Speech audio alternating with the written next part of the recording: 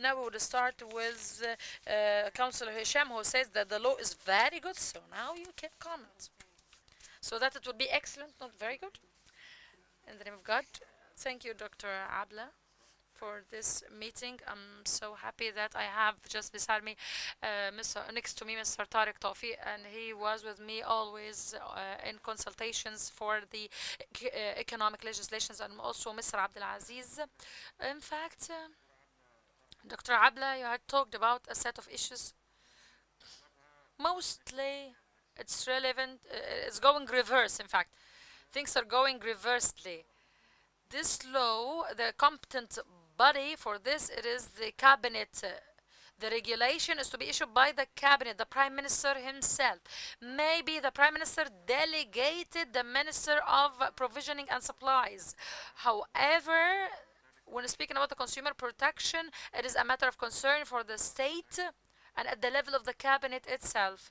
The communication dimension and ICT, it's part and parcel of the law, and we have this in the financial law, and there is a law, and also this along with the cyber crime law. With regard to referral to the executive regulation, it may be good, it may be a bad thing, it may go right or wrong, in fact, because if you have all the articles in a piece of legislation, when speaking about economy, in fact, things are very dynamic and things are changing like on daily basis. So if the executive regulation is done rightly, it would gives you flexibility not to go in the very difficult process of changing the law every now and then. Also, another setback, in fact, that I want to take is that this law has been proposed by the Authority for the Consumer Protection, and when by then it was sort of raw ideas at that time, and then it came to the Committee of Legislative Reform, and then it had been worked upon for sort of redrafting it, and along with adding some points. And I think that this law is a big leap forward. There are so many laws, in fact, that are achieve one objective or two or even three, but this law, I agree with you that the biggest challenge with this law, which is a very good law, is to have the authority being given all powers, and for it itself to have some sort of self building of its capacity. So that they would be up to the level of expected results. Just I want to speak about some quick hints in relation to Dr. Abla. I have a problem with my presentation, so maybe you can talk. You can ask other person to speak. Thank you so much. You give me some time to for the rejoinder in relation to what you have said. This is opportunity for my rejoinder.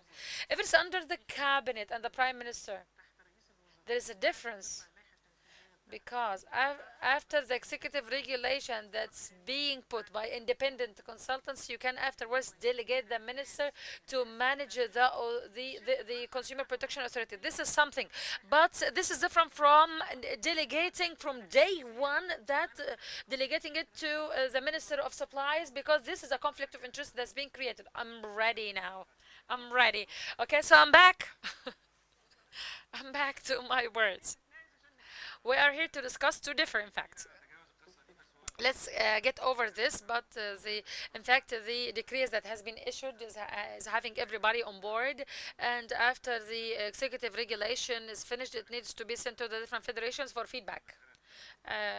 It's an issue of enforcement afterwards. But quickly speaking, in 10 minutes, we need people to be with us on board. Where's the big leap that we are speaking about? The law was in the previous law on consumer protection. It was in the year 2006. This is the year it was promulgated, and based on my information back then is that it was a draft law that has been prepared for previous 10 years, but it was under resistance by the business sector. But then after 10 years it had been able to be issued after in the year 2006, and at that time it was a good thing to have a consumer protection law. The number of articles was so much limited, like 26 articles, and it was mainly, or the maximum fine and punishment in it, it was 100,000 EGPs, and then increased to 200,000. So if there's a consumer who is buying any product, say for example a car, with an average, for automotive average now, For the average, it's like it goes to millions, in fact. Sometimes, so this was not a real punishment to many companies. It was not keeping and deterring them, but and after the floating or the also the devaluation of the Egyptian pound, it was very minimal. Also, another thing, in order to depict a clearer picture in the gravest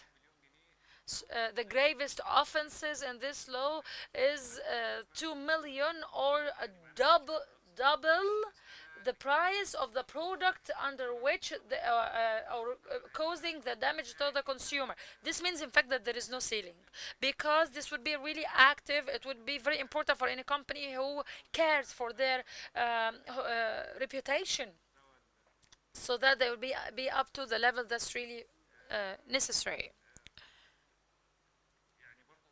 Another thing, there are some important points in this piece of legislation.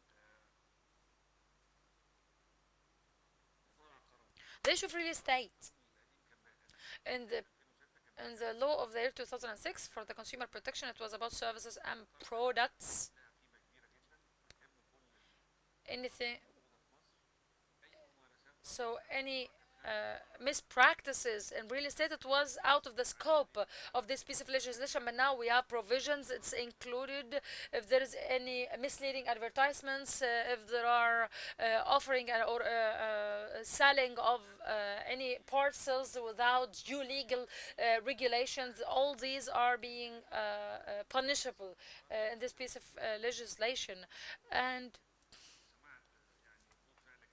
there were good feedback about now the developers, in fact, that they put provisions in their contracts that they tell you that when you sell this unit, I would get a percentage from 5 to 10%, even if the resale is happening 10 times. This means that they are getting to be partnering with you in the ownership of your property. And in fact, this is something that that's not there in many of the places where you have real protection. But what if and the issue is that they would be with me if I sell it for a high price. What if it's for a lower price? Would they pay to me the difference between how I paid it or how much I paid it from them and how I'm reselling it? No. So they do not get the benefit if they do not bear the risk with me. Also, with regard to the overall piece of legislation on consumer protection, the issue of invoices. Invoices was upon request of the consumer, but now it is an abiding thing whether requested or not. So it is in all cases you need to give them the bill or the voucher. Also, in the parliament, also some people were saying against this, but it was decided. Also, advertisements, misleading advertisements and deceptive ones. In fact, this is something that needed to be worked on in the previous piece of legislation. It was mentioned, but there was no real mechanism for any authority representing the state to do something about it. Another thing, also, to restrict advertisements. Advertisements today are very important for marketing for companies. So we needed to strike the balance in the piece of legislation. Say, for example, if there's a misleading kind of a misleading advertisement, you need to be able to stop it at some point of time and not to cause any jeopardy to the product or the company itself. You need to get a warrant from the court, a court warrant, in order to stop it or order to stop it. So we try to strike a balance between the interests of a company and the interests of the consumer. Also, the issue of guarantee, because sometimes some products, the durable products, the law has stipulated that the minimum guarantee time is 2 years minimum, whether it's mentioned or not by the vendor or whether or not by the producer. And the executive regulation would be tackling this issue and would be under consultation, not to cause any reverse impact. Also, the service centers and maintenance centers, it's really done haphazardly and to a large extent, and all levels and in all stages.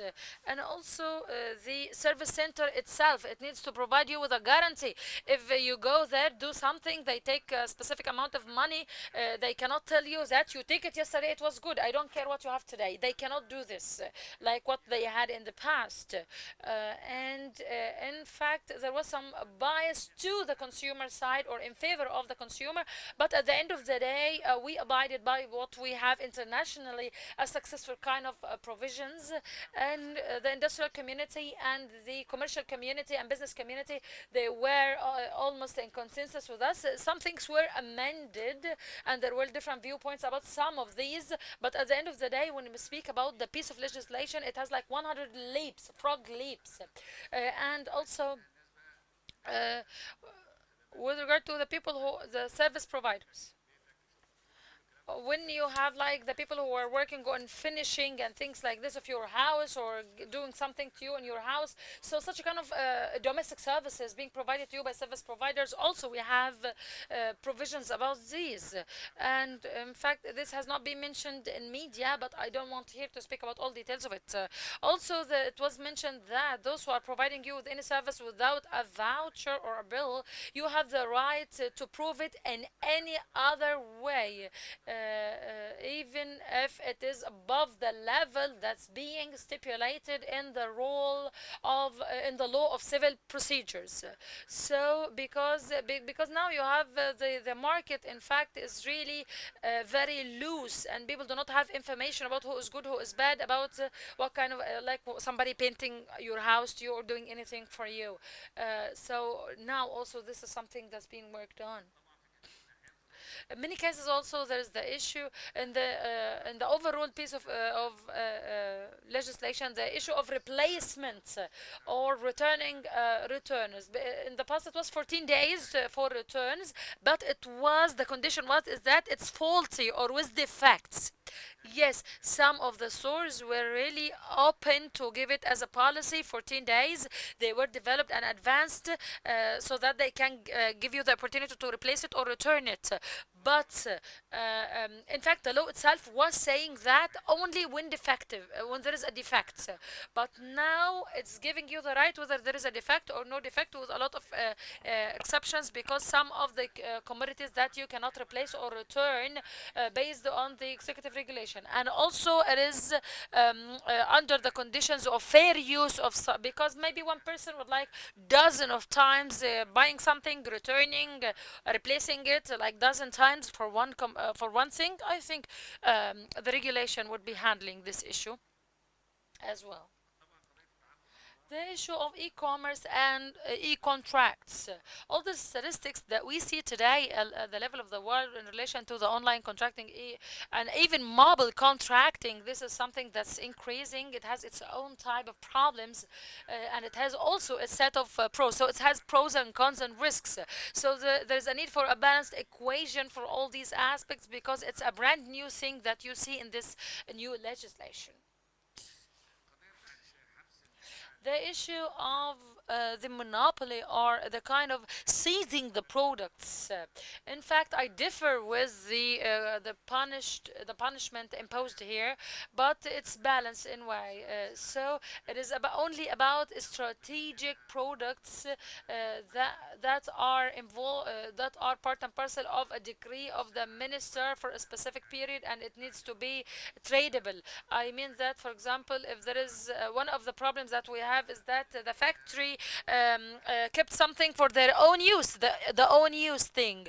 So it was they had a problem because they were afterwards saying this is for our own use. We are not obliged to sell them or trade them.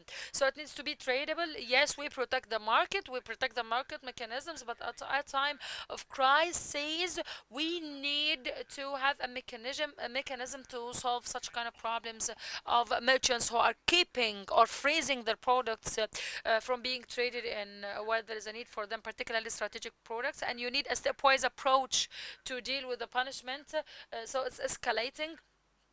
The first level is from 50 to 500,000, and then from 500,000 to 1 million, and the most aggravated cases, it is maybe up to 2 million, or the price of the product. And also you have so all the numbers and the figures, it has changed because we don't want to change things every day. So this maximum levels, that's putting it as saying that if the damage or the problem is coming in the value of one product, so if it's more than the maximum, which is 2 million, it is the value, and so in some articles it's double the value of the product or commodity. And also giving them the opportunity for here the reconciliation between the consumer and the defendant in these cases. The last thing that I want to refer to is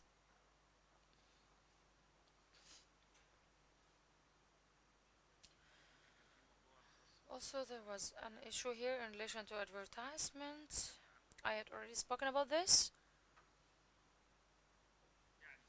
Well, I may stop at this point to just some quick points.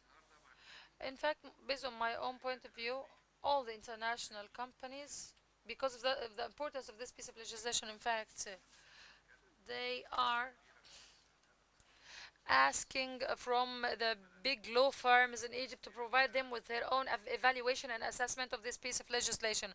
So international investors who are with billions as capitals, they are now analyzing the law and they are trying to see how they would work based on it. There was a point raised by Ms. Abla, Dr. Abla, about the Authority for the Consumer Protection. It plays a role, and it has played a large role when it comes to developing this piece of legislation. But for the future, after having the executive regulation promulgated, the Consumer Protection Authority needs to be given powers, and it needs this capacity to be built and being provided with all all the needs, so that it would be really enforcing this piece of legislation, because this would be encouraging the consumer. In fact, the cadre working, or the cadre working inside the authority, need also to have their capacity built and to be well trained. So it has because this new piece of legislation needs a specific level of performance that would enable you. So you need your human resources in the authority to be up to deal with the controversial issues or things that can be interpreted in multiple manners. Is it a defect in manufacturing? Is it an abuse of the product itself after being?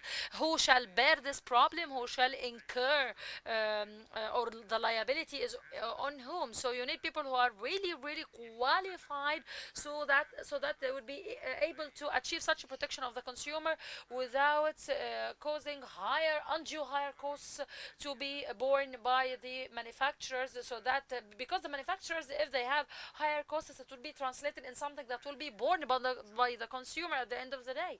And we hope that this piece of legislation would have a better situation on the ground, inshallah, in Egypt. Thank you so much. Before referring to Mr. Hamdi quickly, I had already said the comment in relation to the Minister of Supplies and Provisioning. But in fact, one of the positive things in this piece of legislation is that it increased the ceiling of the punishment or the fine. And in fact, it's open. In fact, the bidding and auctioning law was not able to do this. But internationally, there is no imprisonment on such commercial aspects. Make them pay dear, pay the blood of their hearts, but don't make them, don't in jail people who are working in commerce. So all again, the informal sector, Al-Azhar Street, and all these do not give you any bills, what's called the tax bill. They do not give you, because this is something that I deal with directly, and anybody who is working in any NGO, they give you maybe a bill, but it's not a tax bill.